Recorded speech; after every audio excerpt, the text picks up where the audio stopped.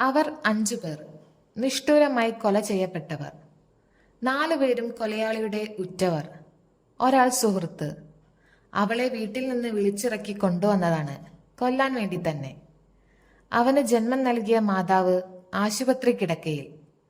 നാടിനെ നടുക്കിയ വെഞ്ഞാറമൂട് കൂട്ടക്കൊല കേസിലെ ദുരൂഹത നീക്കാൻ പോലീസ്. പ്രതി അഫാൻ ലഹരി ഉപയോഗിച്ചതായി പ്രാഥമിക പരിശോധനയിൽ തെളിവ് ലഭിച്ചെന്ന് പോലീസ് വ്യക്തമാക്കി. ആദ്യമായാണ് ചാനൽ കാണുന്നതെങ്കിൽ സബ്സ്ക്രൈബ് ചെയ്യുക. അഫ്നാൻ കൊന്നുകളഞ്ഞ കൊച്ചനുജൻ അഫ്സാൻ സ്കൂളിലെ പരീക്ഷ കഴിഞ്ഞ് വീട്ടിൽ വന്ന് ഉമ്മയെ തിരക്കിയിരുന്നു. അനിയൻ ഏറെ പ്രിയപ്പെട്ട കുഴിമന്തി വാങ്ങിക്കൊടുത്തതിനു ശേഷം ജ്യേഷ്ഠൻ ചുറ്റിക കൊണ്ടടിച്ച് കൊലപ്പെടുത്തി. കൂടപ്പിറപ്പിൽ നിന്ന് അങ്ങനൊരു നീക്കം പ്രതീക്ഷിച്ചിരിക്കില്ല ആ കുട്ടി. കൂട്ടക്കൊലയിലേക്ക് നയിച്ച കാരണങ്ങൾ പോലീസ് കണ്ടെത്തുമായിരിക്കും. പിതാവിന്റെ സാമ്പത്തിക ബാധ്യത മുതൽ പ്രണയത്തോടുള്ള വീട്ടുകാരുടെ എതിർപ്പ് വരെ കാരണമായി പറയപ്പെടുന്നുണ്ട്. ഒന്നും വിശ്വാസയോഗ്യമല്ല. അടിമുടി ദുരൂഹത നിറഞ്ഞ കൂട്ടക്കൊലയാണ്. 6 മണിക്കൂറിന്റെ ഇടവേളയിലാണ് കൊലകൾ നടക്കുന്നത്. ആദ്യം ആക്രമിച്ചത് നൊന്തുപെറ്റ മാതാവിനെ. എന്നിട്ടും മകനെ രക്ഷിക്കാൻ വേണ്ടി ഒരു ഘട്ടത്തിൽ ആ ഉമ്മ ഡോക്ടറോട് പറഞ്ഞത് കട്ടിലിൽ നിന്ന് വീണ് പരിക്ക് പറ്റിയെന്നാണ്. മക്കളുടെ ഏത് കൊടിയ തെറ്റിനും മാപ്പ് നൽകുന്ന മഹാമനസ്കതയുടെ പേരാണ് മാതൃത്വം. കണ്ടുകണ്ടങ്ങിരിക്കെ നമ്മുടെ ചെറുപ്പക്കാർക്ക് എന്താണ് സംഭവിക്കുന്നത്? നല്ല പിള്ളകളായി സമൂഹത്തിന് മുൻപിൽ പ്രത്യക്ഷപ്പെടുന്നവർ എങ്ങനെ ഇത്രയും ക്രൂരകൃത്യങ്ങൾ ഒരു കൂസലില്ലാതെ നടത്തുന്നു? ലഹരിയുടെ ഉപയോഗം നാടിന്റെ സമാധാനത്തെ തകർക്കുകയാണ്.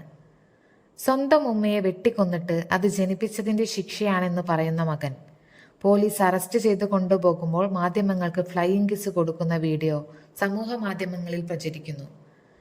സ്വന്തം മുത്തശ്ശിയെയും അമ്മാവനെയും കൊന്നിട്ട് ശ്രീനഗറിലേക്ക് ടൂർ പോയ മറ്റൊരുത്തൻ.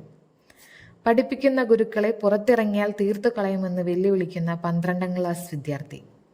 ഇവരെല്ലാം ലഹരിയുടെ പിൻബലത്തിലാണോ ഇങ്ങനെ പെരുമാറുന്നതെന്ന് സമൂഹം ആലോചിക്കേണ്ടിയിരിക്കുന്നു. അടുത്തിടെ കേരളത്തിൽ നടന്ന ലഹരി, ബാങ്ക് കവർച്ച, റാഗിംഗ്, ക്യാമ്പസ് അക്രമങ്ങൾ, കൊലപാതകം തുടങ്ങിയ കേസുകളിൽ സിനിമയ്ക്ക് സ്വാധീനമുണ്ടെന്നാണ് മറ്റൊരു പൊതുധ്വനി. അഫാൻ നടത്തിയ കൊലപാതകം മാർക്കോ സിനിമയ്ക്ക് സമാനമാണെന്നാണ് ചിലർ അഭിപ്രായപ്പെടുന്നത്. മലയാളം, തമിഴ്, തെലുങ്ക്, കന്നഡ, ഹിന്ദി ഭാഷകളിൽ പുറത്തിറങ്ങിയ ദൃശ്യം സിനിമ ഇന്ത്യയൊട്ടാകെ നിരവധി കൊലപാതകങ്ങളിൽ സ്വാധീനിച്ചതായി വാർത്തകൾ പുറത്തു വന്നിരുന്നു. യുപിയിൽ വ്യവസായിയായ അങ്കുഷ് ശർമ്മയെ മുൻ പോലീസ് കോൺസ്റ്റബിളായ പ്രവീൺ കൊലപ്പെടുത്തിയ ശേഷം മൃതദേഹം ഒളിപ്പിച്ചത് സിനിമ ദൃശ്യം കണ്ടെന്നാണെന്ന് പ്രതി മൊഴി നൽകി. ഉത്തർപ്രദേശിലും മധ്യപ്രദേശിലും സമാന കൊലപാതക വാർത്തകൾ റിപ്പോർട്ട് ചെയ്യപ്പെട്ടിരുന്നു. ഇങ്ങനെ ഒത്തിരി കുറ്റകൃത്യങ്ങൾ. ഇവയെല്ലാത്തിൻ്റെയും മൂലകാരണം സിനിമയാണെന്നാണ് ഒരു പക്ഷം വാദിക്കുമ്പോൾ മറ്റൊരു പക്ഷം പറയുന്നത് ലഹരിയുടെ സുലഭമായ ലഭ്യതയും ലഹരി ഉറവിടങ്ങൾ വർദ്ധിക്കുന്നതുമാണെന്നാണ്. ലഹരിയോ സിനിമയോ പുതുതലമുറയെ വഴിതെറ്റിക്കുന്നത്?